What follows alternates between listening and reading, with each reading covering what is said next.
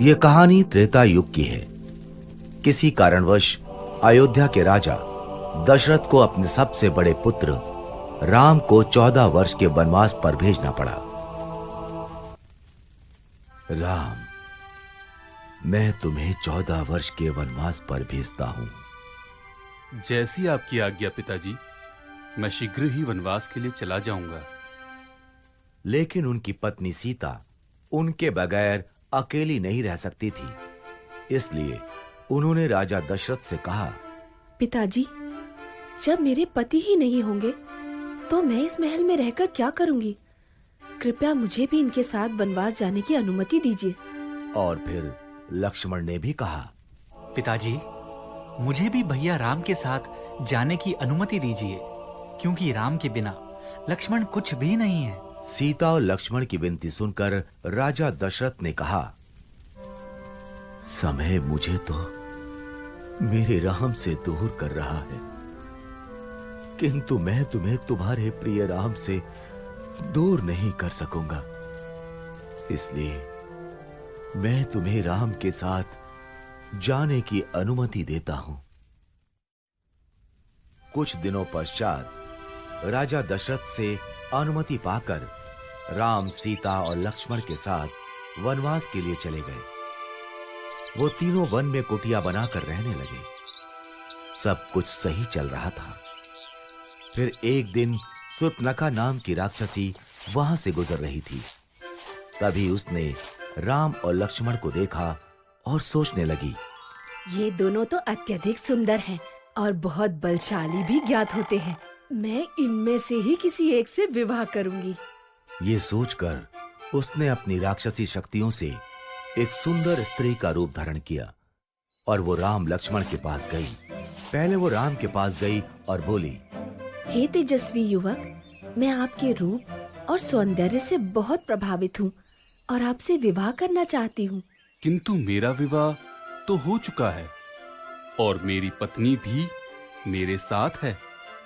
तुम विवाह का प्रस्ताव मेरे अनुज लक्ष्मण के पास ले जा सकती हो।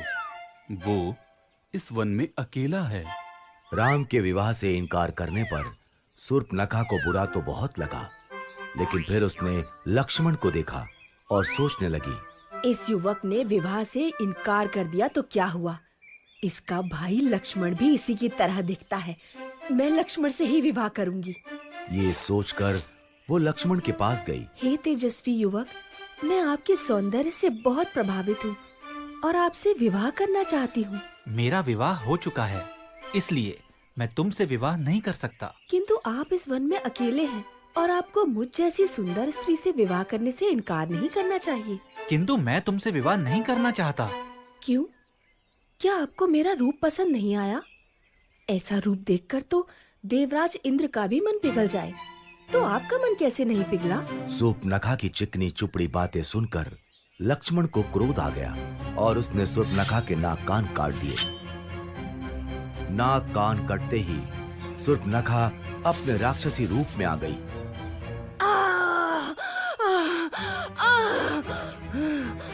राम लक्ष्मण ने उसका ये राक्षसी रूप देखा तो वो हैरान रह गए। भैया, ये तो एक राक्षसी है। मैं अभी इसका वध कर देता हूँ। नहीं लक्ष्मण, इसे जाने दो। शूर्पणखा रोती हुई वहां से चली गई और सीधे अपने भाई लंका के राजा रावण के पास पहुंची। उस समय रावण अपने मंत्रीगण के साथ राज दरबार में बैठा था। भैया रावण, देखिए आपकी बहन शूर्पणखा के साथ क्या हुआ। शूर्पणखा, तुम्हारा यह हाल किसने किया? तुम मुझे उसका नाम बताओ, मैं अभी उसका वध कर देता हूँ। भैया, वन में दो भाई राम और लक्ष्मण रहते हैं। उन्हीं में से एक ने मेरे कान और नाक काटे हैं। तुम यहीं रुको, मैं अभी उसका सिर धड़ से अलग करके लाता हूँ।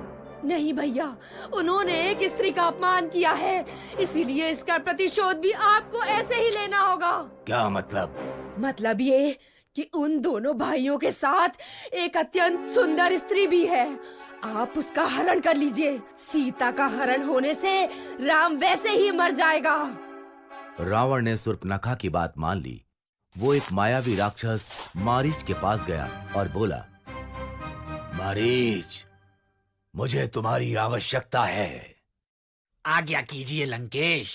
मैं राम की पत्नी सीता का हरण करना चाहता हूँ। इसमें मुझे तुम्हारी सहायता चाहिए। किंतु मैंने सुना है राम बहुत वीर है। अगर उन्हें ज्ञात हुआ कि मैंने उनकी पत्नी को हरने में आपकी सहायता की है तो वो मेरा वध कर देंगे। और अगर तुमने मेरी सहायता करने से मना किया तो मैं अभी यहीं तुम्हारा वध कर दूंगा। मारीच समझ गया कि उसके पास अब कोई मार्ग शेष नहीं बचा है और उसे रावण की सहायता करनी ही पड़ेगी। वो दोनों वन पहुंचे। वहां रावण की तरकीब के अनुसार मारीच ने एक सोने के हिरण का रूप बनाया और वो राम की कुटिया के आसपास टहलने लगा। जल्द ही सीता की नजर उस पर पड़ी। स्वामी, मुझे वो सोने का हिरण चाहिए। ठीक है, मैं अभी उसे तुम्हारे लिए लेकर आता हूँ। ये कहकर राम अपने धनुष बाण के साथ उस हिरण की तरफ चल दिए। भागते भागते बहुत देर हो गई, लेकिन वो हिरण राम के हाथ नहीं आ रहा था। आखिरकार राम ने धनुष पर बाण चढ़ाया और हिरण की तरफ छोड़ दिया।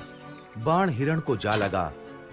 बाण लगते ही मारीच अपने असली रूप में आ गया और आवाज बदलकर राम की आवाज में कराहता हुआ चीखने लगा, सीते, लक्ष्मण! लक्ष्मण, लगता है तुम्हारे भैया किसी संकट में हैं। तुम जल्दी जाओ। लक्ष्मण जानते थे कि ये राक्षसों की चाल है, लेकिन वो सीता को मना नहीं कर सकते थे। इसलिए उन्होंने कुटिया के बाहर बाण से लक्ष्मण रेखा बनाई और सीता से बोले, माता जो भी हो, आप इस लक्ष्मण रेखा से बाहर मत आना। और वो आवाज की दिशा की तरफ चल दिए। लक्ष्मण के जाते ही रावण वहां आया और तपस्वी का रूप धारण कर सीता की कुटिया पर पहुंचा।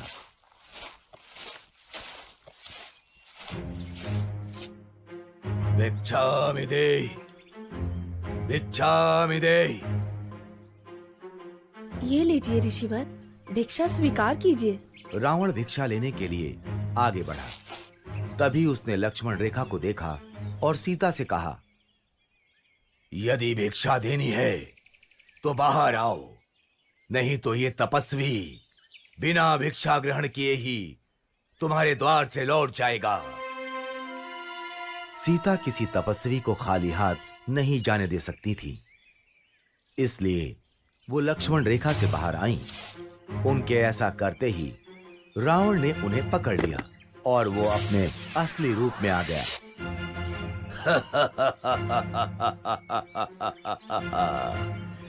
मैं कोई तपस्वी नहीं, मैं लंका का राजा रावण हूं। और रावण सीता का हरण कर उन्हें लंका ले गया। जब राम और लक्ष्मण को सीता के हरण का पता चला तो उन्होंने सीता की खोज आरंभ कर दी। खोज करते करते उनकी मित्रता हनुमान, सुग्रीव, जामवंत और विभीषण जैसे महान और वीर योद्धाओं से हुई। और जब उन्हें यह ज्ञात हुआ कि रावण सीता का हरण कर उन्हें लंका ले गया है, तो उन्होंने वानर सेना के साथ लंका पर चढ़ाई कर दी। पहले राम ने कुंभकर्ण को मारा,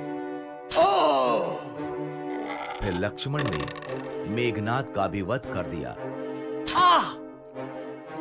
और अंत में रावण और राम का युद्ध आरंभ हुआ। रावण बहुत मायावी था। वो अपनी मायावी शक्तियों से युद्ध कर रहा था।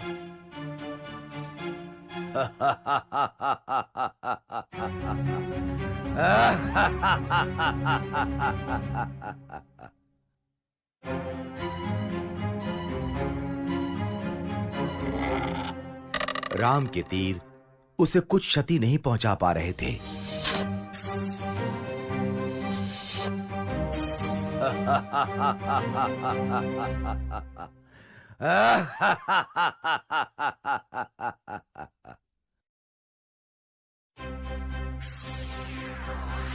यहां तक कि राम ने रावण का सिर भी धड़ से अलग कर दिया, किंतु ऐसा करते ही अगले ही क्षण उसका एक नया सिर आ जाता था।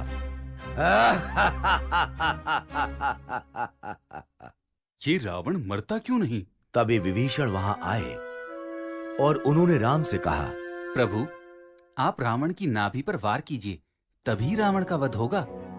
राम समझ गए और उन्होंने धनुष पर बाण चढ़ाकर रावण की तरफ छोड़ दिया। बाण रावण की नाभि पर जा लगा और रावण कराहते हुए धरती पर जा गिरा।